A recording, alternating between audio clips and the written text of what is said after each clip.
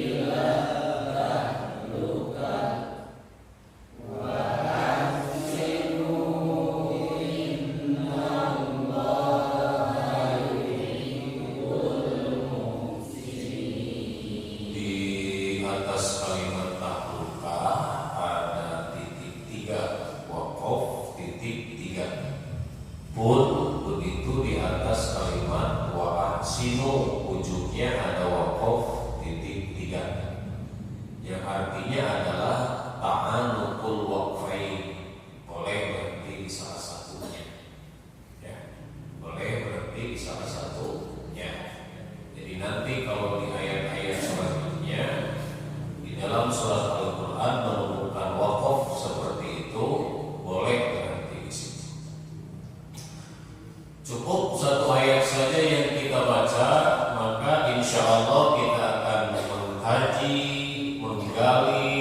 makna daripada suratul Baqarah ayat 195 yang artinya adalah wallahu a'lamu bi muradihi wallahu ta'ala a'lamu bi haqiqatil Qur'an.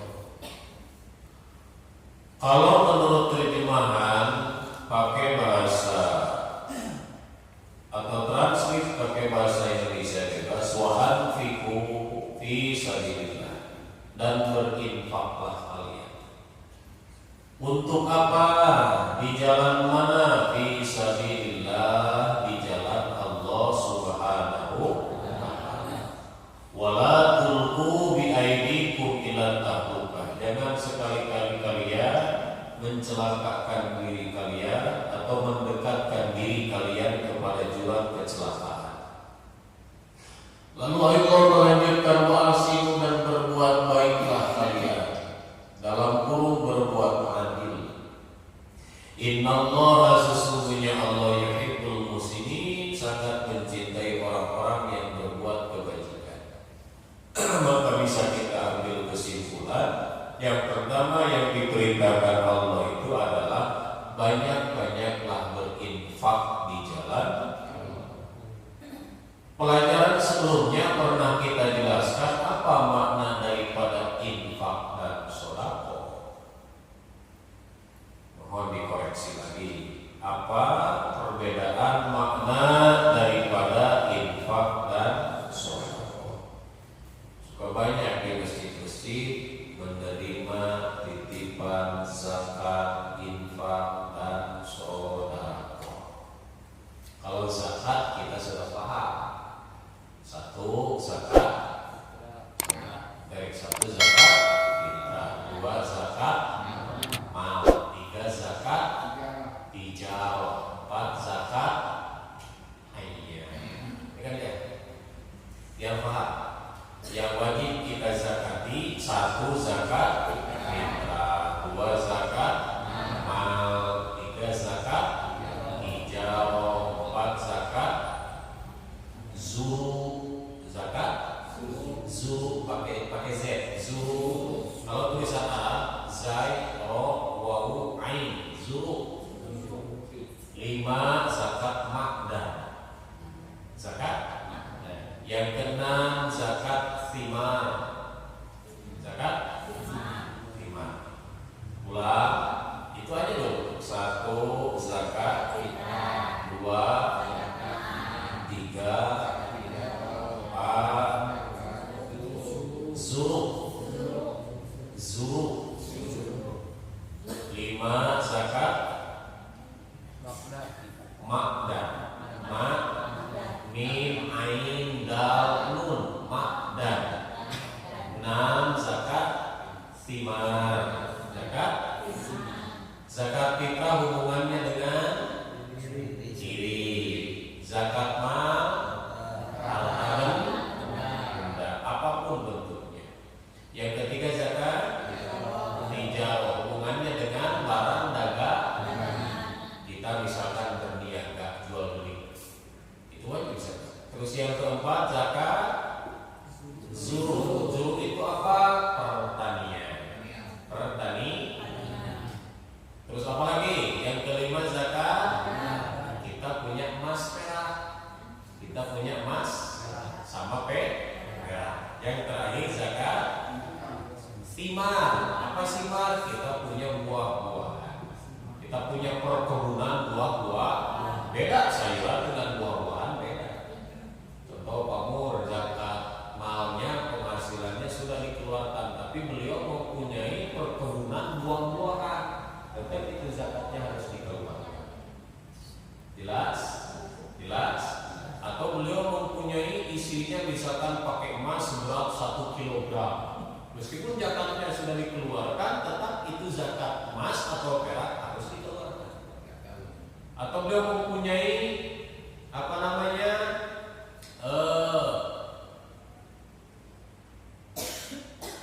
sayur-sayuran, perkebunan sayuran, maka tetap zakatnya harus dikeluarkan. Jadi tidak cukup zakat fitrah dengan tidak cukup zakat dengan hanya mengeluarkan zakat fitrah.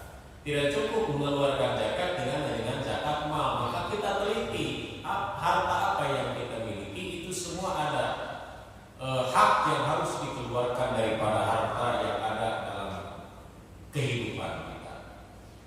Sekali lagi itu zakat. Lalu yang kedua apa tadi? Apa infak? Infak itu sesuatu yang diberikan kepada orang lain sesuai kebutuhan orang lain. Contoh, Pak Mur nanya sama Pak Haji, kata Pak Haji, Pak Haji, baju kesenangan atau kesukaan Pak Haji suka pakai baju apa? Saya mah pakai baju yang warna putih. Nah, dia belikan baju yang warna putih lalu dikasih Pak Haji kata. Itu namanya infak. Jadi infak mah bukan ngasih berbentuk uang kita sendiri yang diberikan, tapi dengan catatan yang dikasih tentunya sesuatu yang dia sangat suka. Itu namanya infak.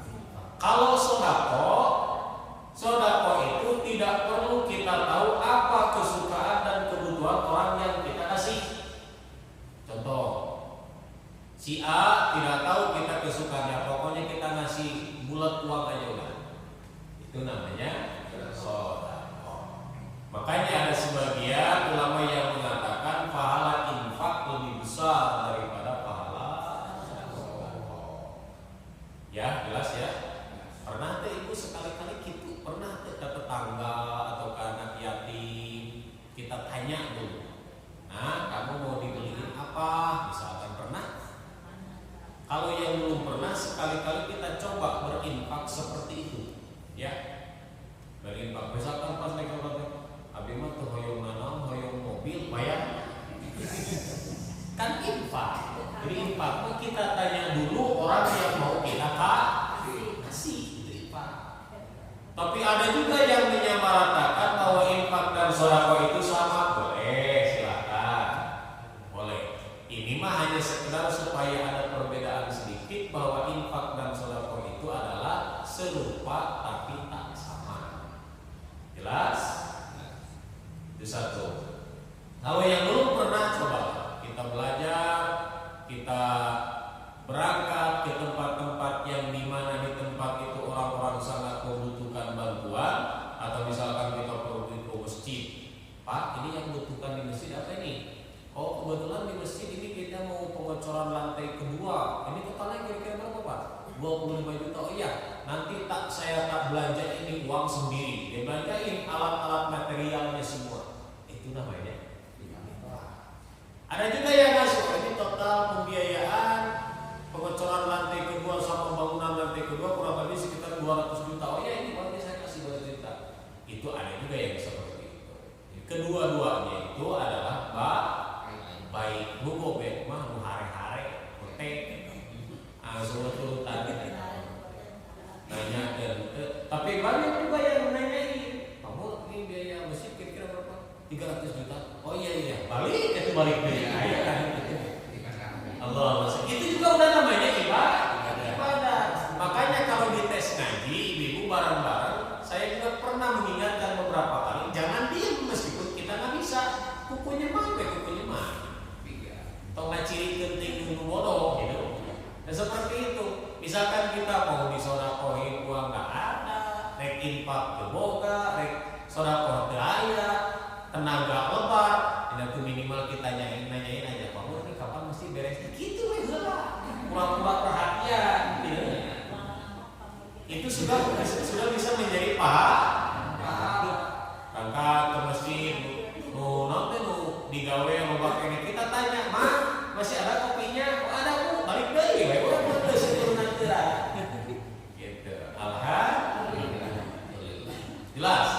Jelas ya. Itu satu zakat, dua infak, tiga sholat.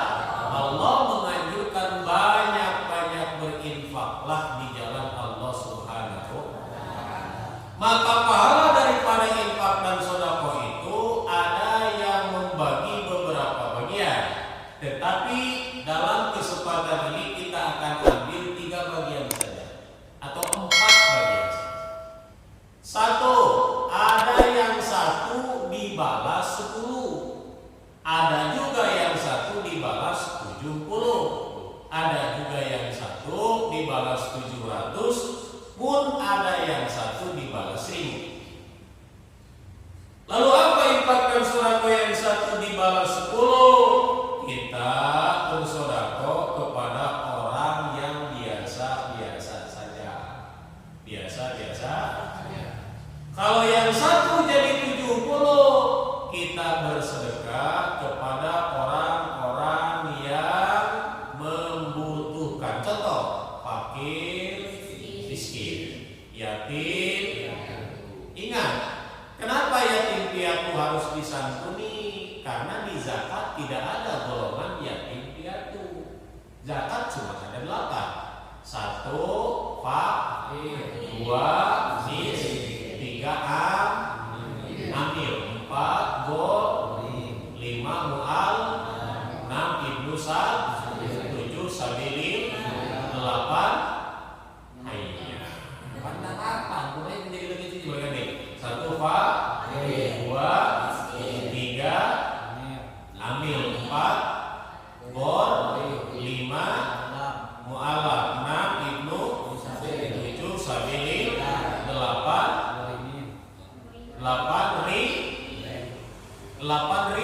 riqob. Astagfirullahaladzim. Riqob itu hamba sahaya, manusia yang diperjualbelikan. Kalau yang laki-laki namanya abid. Nah, kalau yang perempuan namanya amat. Ulang. Kalau yang laki-laki namanya abid. Kalau yang perempuan namanya amat. Nah, kalau kita orang-orang merdeka, bukan hamba sahaya. Tidak ada. Adakah di bagian? Adakah yang di golongan ke-8 itu anak yatim? Ada tidak? Tidak ada.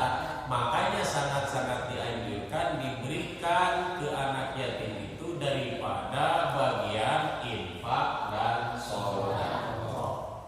Jelas? Masjid ada tidak cadangan daripada zakat? Ada. Karena cuma 8, jangan ditambah-tambah. Itu pun jangan dikurangi. Saya ulangi. 1 fakir, 2 miskin, 3 amil, 4 gharib, 5 mu'alaf, 6 riqob, 7 ibnu sabil, 8 sabilin. Ada masjid? Ada yatim? Tidak ada. Jangan dikurangi pun jangan ditambah. Tidak boleh, tetap harus ada 8.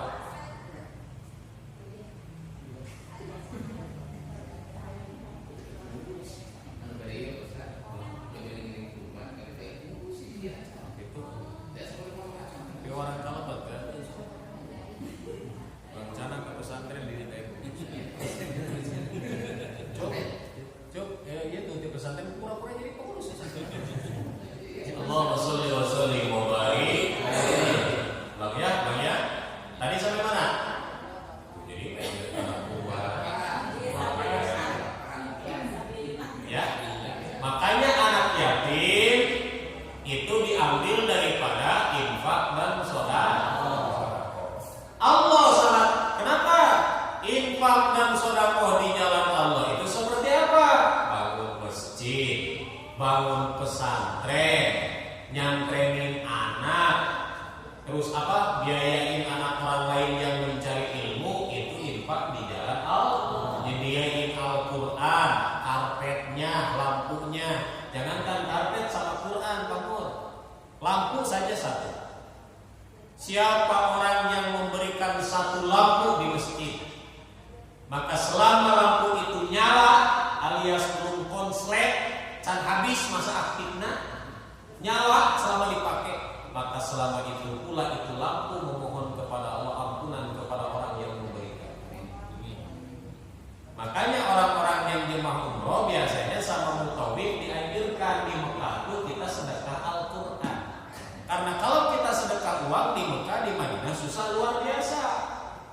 Paling-paling kita berikan kepada petugas kebersihan yang ada di depan Masjidil Haram sama di Masjid Nabawi. Nggak ada kayak di Mekah. Kenapa bisa seperti itu kita sedekah Al-Quran? biar Al-Quran yang kita simpan sedekahkan di Masjid Nabawi maupun di Masjidil Haram dibaca orang-orang, kita pulang ke sini, selama Quran itu ada di situ, maka selama itu pula aliran pahala mengalir deras kepada kita semua. Ibu pernah sedekah Quran ke Al-Muhajirin? Cing saya tanya, ini kira-kira Quran yang kita baca ini kita beli sendiri atau ada yang nyedapahin ke masjid? Nah ini keuntungannya.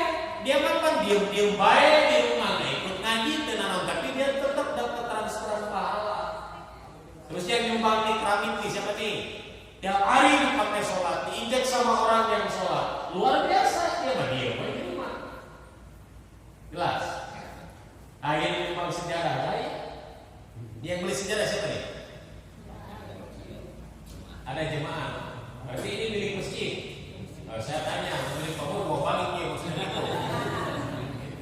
Ini kan dipakai ngaji, sejadah pakai ngaji, semua di tembok pakai nyender, tempat ngaji orang-orang yang sholat. Maka selama ini berdiri kokoh, maka selama itu pula transferan pahala akan terus mengalir kepada orang yang memberikannya. Ibu diajar. Cuman bagusnya jangan diketahui oleh orang lain bagusnya. Ya, bagusnya. Simpen karpet jam 12, jam 1, jam 2, jam 3 malam. Simpen baik simpen. Untuk apalan baru. Ini dari siapa nih? Jangan ditulis pakai hamba Allah. Biar nanti tak pas diumumin tuh nggak ketahuan. Dia lagi ngumpul karpet. Dari siapa ya? Hamba Allah. Siapa hamba Allah? Abdi Pak. Atau sarwani waduh lah Abdi Pak. Allahumma sholli wa sallim wa barik. Ingat ya, sekecil apapun kebaikan kita berinfak di jalan Allah, maka tidak akan pernah kecil balasan daripada Allah Subhanahu wa taala. Makanya kalau kita ingin berbuat baik, kita harus pandai memilah dan memilih. Apakah ini jangka pendek atau jangka panjang? Maka kalau kita memberikan sedekah kepada orang yang rajin beribadah, maka selama itu uang yang kita berikan atau makanan yang kita berikan kepada orang yang rajin beribadah, lalu si uang tersebut dia berikan makanan, dia makan, selama itu jadi darah, jadi daging, maka selama itu pula kita akan transfer pahala. Padahal orang yang namakan 100.000, apalagi kalau kita memberikannya lebih baik. Misalkan umrohin orang, ngeberangkatin haji orang. Pak Ujang, pas barangkali berangkat umroh sekali, alhamdulillah. Oke, Pak Ujang paling sabar sudah begitu berarti kalau buat masjid itu desa bersih-bersih. Cuma Pak Ujang, sing 10 kali aku. Ya, amin ya Allah ya Rabbal alamin. Tapi keheula diheula cicing dulu ya. Allahumma shalli wa sallim wa barik. Itu harusnya, makanya program-program seperti mana? Seperti program-program yang sekarang seperti di Aceh memberangkatkan orang yang tukang adzan atau muadzin dan lain sebagainya, guru ngaji, itu adalah tabungan pahala yang luar biasa. Tabungan pahala yang luar biasa.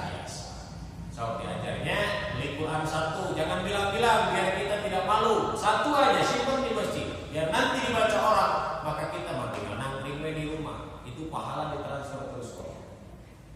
Ada yang 1 Allah balas berapa? 10. Ada pula yang 1 Allah kasih lagi, Allah balas lagi jadi berapa? 70. Ada yang 1 jadi 700. Sedekah kepada siapa ini? Kepada orang tua. Siapa? Oh, makanya jangan dulu diminta. Aindung teh, assalamualaikum, waalaikumsalam. Nonja, ya we mah yang nanya ke selami, oh nya mah ya ada rezeki hati lumayan ya mah, kan umatnya mah doakeun abdi, anak stres begitu, karena jika benar tapi salah, dia ngasih kepada orang tua lalu dia minta didoakan. Jangan, kalau kepada orang tua cukup ngasih, jangan sekali-kali minta didoakan. Maka ketika kita mengasih sesuatu, jangankan kita ngasih sesuatu datang di hukum aku harus didoakan. Ya disakan dia nyalira mah maka mana pemajikan kabur mah ai ka dieu kana naon kana mobil kana motor boro-boro mah jalan kaki di Purwokerto ge ka dieu cek ini teh da deui maneh sing lancar, sing tunghar, sing gede. Oh, tuh mereka didoakeun. Bener. Kayak benar telepon. Assalamualaikum, Mas, sehat. Waalaikumsalam, Mak, uang sudah ditransfer ke rekening. Doakannya mudah-mudahan AA di dia usahanya dilancar. Itu anak stres namanya. Jelas. Padahal mereka nanti kan 200.000. Allah. Kumaha atuh carana? Jangan nunggu orang tua minta. Bila perlu kita gajian daripada tempat kita kerja, kita ngobrol sama istri. Ma, ini gaji bulan sekarang, alhamdulillah sudah keterima. Berapa Pak jumlahnya? 10 juta. Bagaimana kalau kita bagi dua? Bagi dua bagaimana? Kita kasih kepada orang tua kita. Lalu bagaimana cara katanya? Yang 5 juta kamu kasih ke orang tua aku, yang 5 juta lagi saya kasih ke orang tua kamu. Ayo kurang makan salah apa ya kurang makan. Nah itu anak bagus namanya. Jelas. So kita renungi orang tua, ibu terutama ibu ngehamilin itu berapa bulan? 9 bulan. Ayah ibu udah hamil pas naik lahir susu ya ayah. Wahnan ala wahnin, menangis darah, air mata bercucuran dalam keadaan lemah. Lalu lahir tuh si bayi. Berapa tahun dia menyusui? Ridho ke ibu, minta dibayar ke ibu. Tidak. Sok ayeuna cobaan. Ibu ngobrol ke orang tua mah, hoyong teh nyusu ka abdi sok cobaan. Tidak mungkin ibu mah karena naon gitu. Naudzubillah ini. Jangan sekali-kali ini. Bagaimana kalau orang tua kita sudah tidak ada? Doanya jangan dulu diminta. Jangan sampai datang di mimpi. Saya mimpi malam tadi mimpi apa? Orang tua saya minta didoakan. Berarti mana ada doa. Makanya lu bagus Pak Haji. Ketika pas kita mau pengajian, bismillah ya Allah, mudah-mudahan pahala ngaji saya malam ini dikhususkan buat ibu dan bapak saya. Itu yang lebih bagus. Kekurangan untuk dipikiran. Kenapa bisa seperti itu? Biar nanti anak kita pun mendoakan kita. Kalau anak kita ingin soleh, ya kita harus soleh kepada orang tua kita. Kalau anak kita ingin baik, kita harus baik kepada orang tua kita. Berurang berdengkong kalau jago anak kurang berdengkong soleh kau. Harus. Niatan di BBS setiap malam Selasa atau hari apapun pengajian dimanapun seperti itu. Bismillah ya Allah, abdi niat bade pangaosan, mudah-mudahan pahalana dikhususkeun ka ibu sareng bapak abdi. Saya kurang mau pikiran. Berangkat ke Mekah, ngecut Hajar Aswad, nah wae itu buat orang tua, sebuah amalan buat orang tua. Kenapa kita tidak dipikirkan? Ya itu tadi, balasannya akan Allah nanti munculkan daripada keturunan kita. Insya Allah. Ada yang satu dibalas berapa? 7 ada pula yang infak sedekah Allah balas 1 jadi 1000. Kepada siapa ini? Bersedekah kepada ahli-ahli ilmu, para ulama. Dalam kitab Durratun Nasihin atau dalam kitab Nasaihul Ibad, siapa orang yang ingin dijadikan keturunannya anak soleh, kaya dengan ilmu, bahkan dijadikan ulama, maka gemarlah dia bersilaturahim kepada ulama, berbuat baik kepada ulama, dan dia mengorbankan hartanya kepada para ulama. Kita tahu mantan presiden kita Pak Yusuf Kala dulu, kalau tidak salah di daerah Jawa Timur, Jawa Tengah, ada pondok pesantren yang asramanya khusus namanya asrama Kala, karena yang membangun beliau. Itu di sebuah pesantren, bukan pesantren Yusuf Kala, bukan, tapi ada asrama namanya asrama Kala, karena yang membangun itu keluarga Kala. Orang naon yang WC masih patungan, bener nggak? Beli karpet masih patungan, kurban masih tujuhan, lain ku sorangan. Siap tahun depan 10 sapi ku sorangan. Siap tuh. Ini pertanyaan siap teh nerima nah atau kurbana ini isyarat curiga ya mah. Allahumma sholli wa sallim wa barik. Allahumma sholli wa sallim wa barik. Nah, itulah infak di jalan Allah Subhanahu. Kalau Allah melanjutkan wala tulqu bi aidikum ila tahluka, jangan sekali-kali kau menuju jurang kecelakaan. Apa jurang kecelakaan? Dengan kau kikir, bakhil, koret, medit, mereket, keket, bengkene, mereke hese, cap jahe, kumpul kasiran, itu kecelakaan. Kita dengan tetangga tidak mau berbagi, ketika ada rezeki nggak pernah ngasih orang lain, itu balasan jangankan di akhirat, di dunia pun tetangga bakal hare-hare kalau orang. Dah, mereka besok korek. Jangankan di akhirat, jangankan di sini, pergi saja ke Mekah. Orang yang main pikir di sini di sana disadarkan Allah Subhanahu wa taala. Korek ade di digunakan. Nah, untuk kita percaya yang musuh, korek ini 1 tahun kalah ini asli. Mau itu kikir bahil dengan apa? Lalu apa yang kita perhatikan? Apakah ada hikmahnya? Misalkan kita punya motor, kita pakai sendiri, tidak boleh dipinjam orang lain. Jangankan dipinjam, dipegang pun tidak boleh sama orang lain, karena kita merasa memiliki, bukan dititipi. Maka rasakanlah apa akibat yang akan nanti kita terima. Na'udzubillah summa na'udzubillah ini. Lihat figur Sayyidina Ali karramallahu wajhah. Pintu rumahnya tidak pernah tertutup, gerbang rumahnya tidak pernah tertutup, terbuka lebar. Suatu saat di rumahnya tidak ada tamu satu orang pun. Beliau marah-marah kepada Siti Fatimah. Ya Fatimah, apa kau ngomong apa kau tadi sama tamu-tamu yang datang ke sini? Emang kenapa ya Ali? Buktinya hari ini tidak ada tamu satu pun. Al-Sayyidina Ali marah-marah. Disangkanya, diduganya, berprasangka bahwa istrinya tuh ngomong yang tidak enak kepada tamu-tamunya. Ternyata bukan. Memang pas hari itu tidak ada makanan di rumah Sayyidina Ali. Habis makanannya. Orang apa opor ge saminggu aya kene. Allah sholli wa sallim wa barik. Nanti pas Idul Adha terima daging kurban, jangan disimpan di kulkas, kumpulin ke kresek, timbang semua. Ini lumayan ada 20 jemaah. Satu jemaah 5 kilo. Berarti kalau 20 1 kintal, kirim ke pesantren. Cara itu mudah-mudahan. Saya tunggu sana. Untuk disuruh mau sakit-sakit. Allahumma sholli wa sallim wa barik. Allahumma sholli wa sallim wa barik. Nah, seperti itu ya. Lalu kata Allah, berbuatlah kebaikan dimanapun dengan siapapun. Mau dengan orang kafir sekalipun, jangan pilih-pilih kalau ingin berbuat kebaikan. Mau kepada siapapun, mau kepada hewan pun, irhamu man fid dunya yarhamkum man fis sama.